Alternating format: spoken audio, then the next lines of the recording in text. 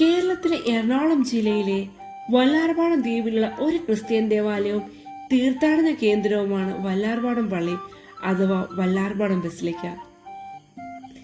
ഏകദേശം 1 കോടിയോളം വിശ്വാസികളാണത്രേ എല്ലാ വർഷവും ഈ ബസിലിക്കയിൽ സന്ദർശനം നടത്തുന്നത്. ഏറ്റവും വലിയ മരിയൻ തീർത്ഥാടനങ്ങളിൽ ഒന്നുകൂടിയാണ് ഇത്.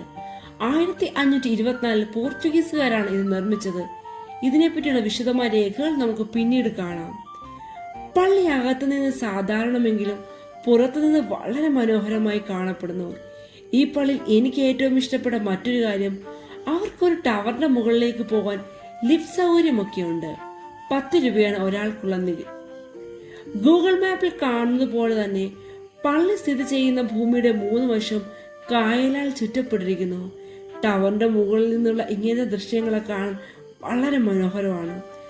1524 പോർച്ചുഗീസുകാർ വല്ലാർപാടത്ത് പരിശുദ്ധാത്മാവിന്റെ നാമത്തിൽ ഈ ദേവാലയം സ്ഥാപിച്ചത്. പരിശുദ്ധാത്മാവിന്റെ നാമത്തിൽ സ്ഥാപിക്കമാകുന്ന ഏഷ്യയിലെ ആദ്യ ദേവാലയം എന്ന പ്രത്യേകത കൂടി ഇതിനുണ്ട്. 1951 ഭാരത സർക്കാർ വല്ലാർപാടം പള്ളിയെ തീർത്ഥാടന കേന്ദ്രമായി പ്രഖ്യാപിച്ചു. പിന്നീട് വർഷങ്ങൾക്ക് ശേഷം കേരള സർക്കാർ 2002 ഈ പള്ളിയെ ഒരു വിനോദസഞ്ചാര കേന്ദ്രമായും കൂടി ഉയർത്തി.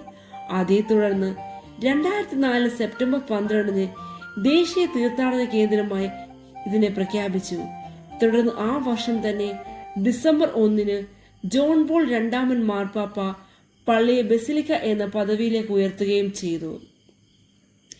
ഈ പള്ളിയുമായി ബന്ധപ്പെട്ട നിരവധി ഐതിഹ്യങ്ങൾ ഉണ്ടെങ്കിലും ഏറ്റവും പ്രസിദ്ധമായത് 1752 പള്ളി വീട്ടിൽ ഒരു കുലീനയായ നായർ കുടുംബത്തിൽ നിന്നുള്ള ഒരു നായർ സ്ത്രീ മീനാക്ഷിയമ്മ തന്റെ കൈക്കുഞ്ഞിനോടൊപ്പം കായലിന്റെ അടിത്തട്ടിൽ നിന്ന് അത്ഭുതമായി രക്ഷപ്പെട്ടു എന്ന് വിശ്വസിക്കുന്ന ഒരു കഥയാണ്. ഇവരെ കാണാതായിട്ട് 3 ദിവസത്തിന് ശേഷം അന്നത്തെ പള്ളി ഇടവക വികാരിയായിരുന്ന മിഗേൽ കൊറിയയ്ക്ക് ഒരു സ്വപ്നമുണ്ടായി. അവിടെ റാൻസം നേടി പ്രത്യക്ഷപ്പെട്ടു.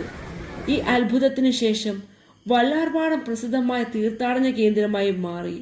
നന്ദി സൂചകമായി പള്ളി വീട്ടിലെ കുടുംബാംഗങ്ങളെല്ലാം തന്നെ മാതാവിന്റെ വിശ്വസ്ത ദാസന്മാരും അടിമകളുമായി എന്നേക്കും നിലകൊള്ളാമെന്ന് പ്രതിജ്ഞയും എടുത്തു.